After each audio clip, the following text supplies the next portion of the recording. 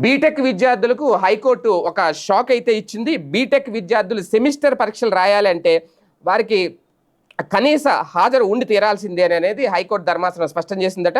ఈ విషయంలో జేఎన్టీయు అలాగే జిఎంఆర్ఐటి కళాశాల రూపొందించిన నిబంధనలు సరైనవేనంటూ తేల్చెప్పేసింది. కనీస హాజరు నిబంధనలు సరికాదని, అవి ఏకపక్షం అంటూ సింగిల్ జడ్జి జారీ చేసిన ఉత్తర్వులను హైకోర్టు రద్దు చేసింది.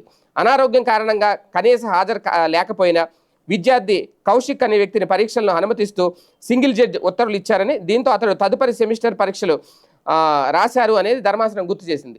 ఈ కౌశిక్ అనే విద్యార్థి 4-5 సెమిస్టర్లు పూర్తి చేసినందున కనీస హాజరు లేదన్న కారణంతో అతడిని తిరిగి 3వ సెమిస్టర్కి పంపడం సరికాదని పేర్కొంది. కనీస హాజరు సమస్యకు అధిగమించేలా మేకాఫ్ క్లాసులు హాజరయ్యేందుకు కౌశిక్ హైకోర్టును అనుమతించింది. ప్రత్యేక పరిస్థితుల్లోనూ ఇలా చేస్తున్నామని, భవిష్యత్తులో ఈ కేసును ప్రామాణికంగా అయితే చూపించి కనీస హాజరు విషయంలో మినహాయింపు కోరుతూ పిటిషన్లు దాఖలు చేయడానికి వీలు లేదు అని కూడా స్పష్టం చేసింది. అంటే ఇక్కడ కీలకమైన అంశం, బీటెక్లో సెమిస్టర్ పరీక్షలకు హాజరు కావాలి అంటే 65% హాజరైతే తప్పనిసరి.